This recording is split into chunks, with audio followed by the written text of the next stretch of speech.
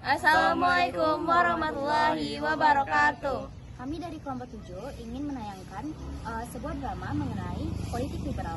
Sebelumnya, perkenalkan nama saya Yovani, dan rekan saya Kahira Sasitorus. Saya Dinda Firman Nirwala Putri. Saya Aditya Tribuna. Selamat menyaksikan. Ada beberapa materi yang akan kami bahas tentang sistem ekonomi liberal. Latar belakang sistem ekonomi liberal. Yang pertama, kemenangan kelompok liberal dalam parlemen Belanda. Yang kedua, adanya tanam paksa yang dilakukan sehingga menyengsarakan rakyat jajahannya. Yang ketiga, pengaruh revolusi di Inggris sehingga banyak munculnya industri baru.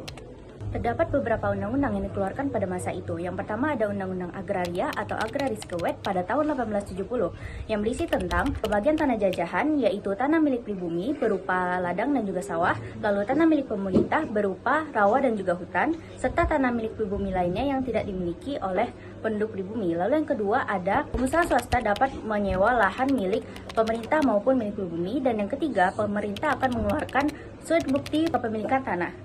Lalu yang kedua ada Undang-Undang Gula atau Sikerwet pada tahun 1870 yang berisi tentang pengelolaan tanaman tebu oleh pemerintah dan secara bertahap akan disetorkan kepada pengusaha swasta.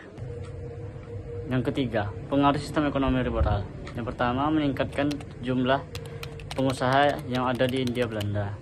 Yang kedua, banyak munculnya perkebunan swasta asing di Hindia Belanda.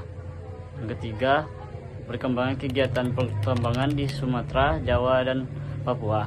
Yang keempat, terjadinya pengarahan tenaga kerja secara besar-besaran. Yang kelima, terjadinya eksploitasi tanah secara besar-besaran. Sistem ekonomi liberal kembali mendapat kritik dari kelompok komunis yang beranggapan bahwasanya pemerintah Belanda telah melakukan eksploitasi tanah, sumber daya alam, dan sumber daya manusia secara berlebihan. Kelompok komunis juga beranggapan bahwasanya seharusnya pemerintah Belanda berterima kasih kepada rakyat Indonesia atau kelompok pribumi karena telah memberikan sumber daya alam dan sumber daya manusia selama bertahun-tahun. Tanah airku Indonesia,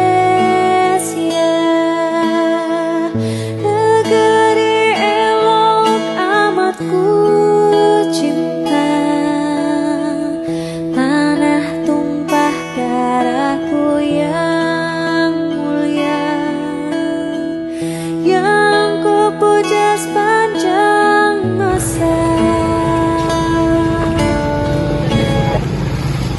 Selamat datang di toko bunga kami. Ada yang bisa saya bantu? Aku sedang menghitung potensi investasi di lahan-lahan seperti ini. Kamu tahu sudah, sistem ekonomi liberal sudah berkembang. Betul. Dengan berusaha, saya bisa menawarkan bibit-bibit yang unggul untuk masyarakat.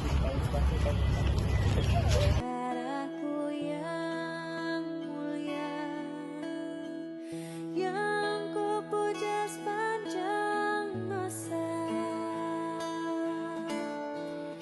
Tanah airku aman dan makmur, pulau kelapa yang aman. Sistem ekonomi liberal memang menjanjikan. Tapi lihatlah Sari, apakah kamu merasa sejahtera dengan pekerjaanmu di pabrik? Jujur, aku merasa terjebak. Gaji minim, jam kerja panjang. Kebebasan pasar sepertinya hanya menguntungkan pengusaha-pengusaha seperti Joko dan Rina. Itulah yang saya khawatirkan. Tanpa regulasi, semuanya terpinggirkan. Sepertinya terjadi konflik antara kita sebagai pengusaha dan pegawai. Mari kita lihat potensi pasar. Dengan investasi yang tepat, kita dapat mengembangkan usaha dan memperbanyak lapangan pekerjaan. Benar, jika kita mengajak para petani lokal, kita bisa mendapatkan bibit unggul. Ini juga berdampak positif bagi ekonomi lokal. Lantas, bagaimana dengan kami semua yang bekerja di pabrik? Apakah kami bisa mendapatkan manfaat dari semua ini? Di sini kita harus memastikan semua suara didengar.